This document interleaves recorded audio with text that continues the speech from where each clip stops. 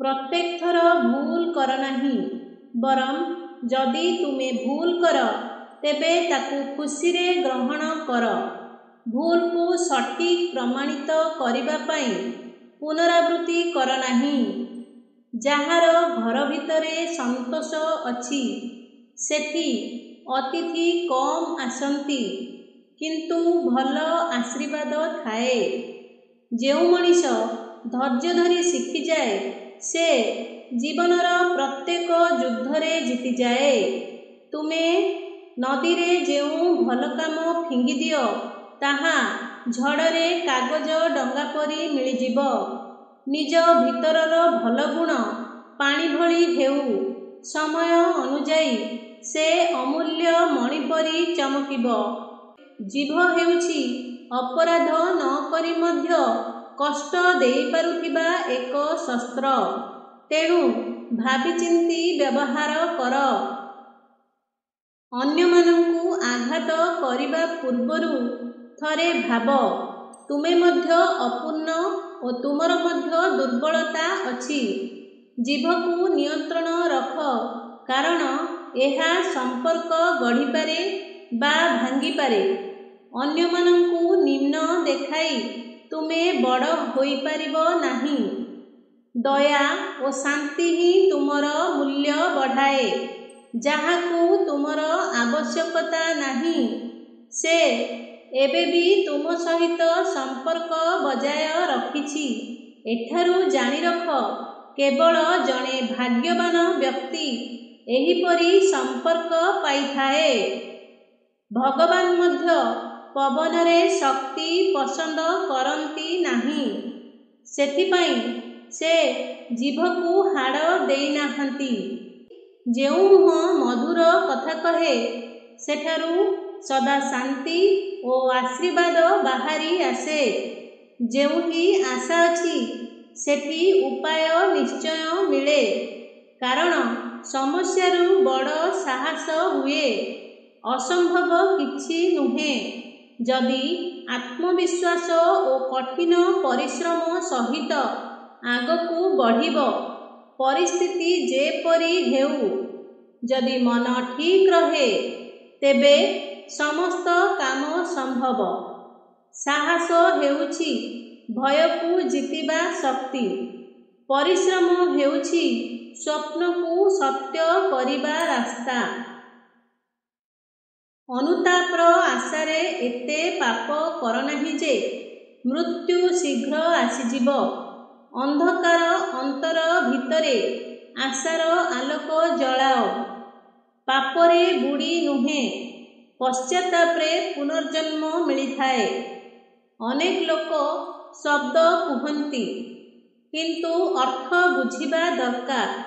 କାହାର ବାକ୍ୟ ଭିତରେ ଅନୁଭବ ଥାଏ ଏବଂ କାହାର ବାକ୍ୟ ମଧ୍ୟରେ କେବଳ ଅହଂଭାବ ଥାଏ। ସମସ୍ତେ ସମୟ ସହିତ ବନ୍ଧୁତା କରନ୍ତି। ମଜା ସେତେବେଳେ ହୁଏ ଯେତେବେଳେ ସମୟ ବଦଳିଯାଏ, କିନ୍ତୁ ବନ୍ଧୁ ବଦଳେ ନାହିଁ। ଶବ୍ଦ ହେଉଛି ଅଦୃଶ୍ୟ ତୀର, ଯାହା ହୃଦୟର ଗଭୀରତମ ସ୍ଥାନକୁ ଆଘାତ କରେ। ଯେଉଁପରି ଧନୁ ଓ ତୀର ଅସ୍ତ୍ର ହୁଏ, ସେପରି ଶବ୍ଦ ମଧ୍ୟ ଏକ ଶକ୍ତି। ବ୍ୟବହାର ଭଲ ହେଲେ ସାନ୍ତ୍ୱନା ଏବଂ ଖରାପ ହେଲେ ଯନ୍ତ୍ରଣା ମିଳେ। ଯେଉଁ ଲୋକ ମୁହଁରେ ଅସ୍ତ୍ର ଧାରଣ କରିଥାଏ ସେ ସବୁବେଳେ ମିଳିଥିବା ହୃଦୟ ହରାଇଥାଏ। ମୁହଁରୁ ବାହାରିଥିବା ଏକ ଭଲ କଥା ଏକ ଆଶାହୀନ ଜୀବନରେ ନୂଆ ପ୍ରାଣ ଦେଇପାରେ।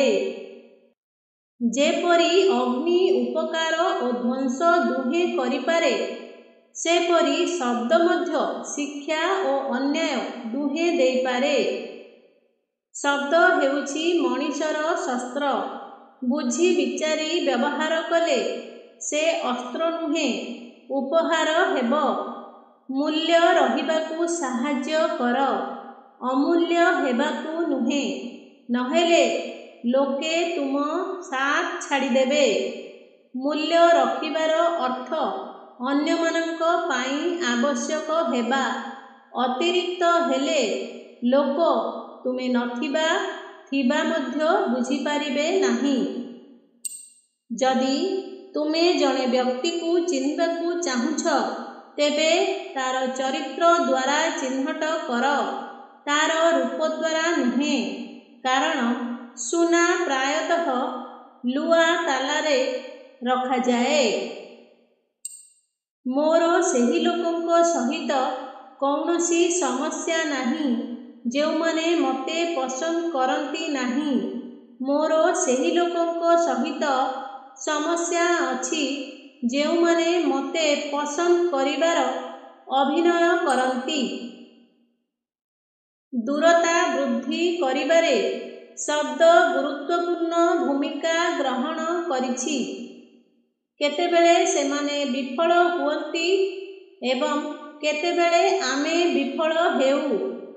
ଜଣେ ବ୍ୟକ୍ତି କେବଳ 2 ଥର କୌଣସି ଜିନିଷକୁ ପ୍ରଶଂସା କରେ, ଥରେ ପାଇବା ପୂର୍ବରୁ ଏବଂ ଦ୍ୱିତୀୟ ଥର ହରାଇବା ପରେ। ଏତେ ଚିନ୍ତା କରନାହିଁ ଯେ ସମୟ ଚାଲିଯିବ। ନିକଟତର କିଏ ଅଛି ତାହା ଜାଣିବା ପାଇଁ ତୁମକୁ ବହୁତ ଦୂର ଯିବାକୁ ପଡ଼ିଯିବ। ପ୍ରାୟତଃ ଆମେ ବିଫଳ ହେଉ କାରଣ ଆମେ ତୁରନ୍ତ ସଫଳତା ଚାହୁଁ। ଜଣେ ବ୍ୟକ୍ତିଙ୍କ ଭିତରେ ଯାହା ଜଳେ ତାହା ହେଉଛି ଆତ୍ମସମ୍ମାନ ଏବଂ ବାହାରେ ଯାହା ଜଳେ ତାହା ହେଉଛି ଗର୍ବ। ନିଜ ଦୁଃଖକୁ ଭୁଲିଯିବାକୁ ଚେଷ୍ଟା କର। କୌଣସି କାରଣ ବିନା ହସିବାକୁ ଚେଷ୍ଟା କର। ଦେଖିବ ପଥଗୁଡ଼ିକ ଆପେ ଆପେ ସହଜ ହୋଇଯିବ। ଯଦି ଏହି ଭିଡ଼ିଓଟି ଆପଣମାନଙ୍କୁ ଭଲ ଲାଗିଥାଏ, ଭିଡ଼ିଓଟିକୁ ଲାଇକ୍ କରି ଚ୍ୟାନେଲକୁ ସବସ୍କ୍ରାଇବ୍ କରନ୍ତୁ ଏବଂ ଏହିପରି ନୂଆ ନୂଆ ଭିଡ଼ିଓ ଦେଖିବା ପାଇଁ ଆମ ଚ୍ୟାନେଲ ସହିତ ଯୋଡ଼ି ହୋଇ ରୁହନ୍ତୁ। ପୁନର୍ବାର ଦେଖା ହେବ ଏକ ନୂତନ ଭିଡ଼ିଓ ମାଧ୍ୟମରେ। ସମସ୍ତେ ଭଲରେ ରୁହନ୍ତୁ, ଖୁସିରେ ରୁହନ୍ତୁ। ସେ ପର୍ଯ୍ୟନ୍ତ ବିଦାୟ ଦିଅନ୍ତୁ। ଜୟ ଜଗନ୍ନାଥ। ଧନ୍ୟବାଦ।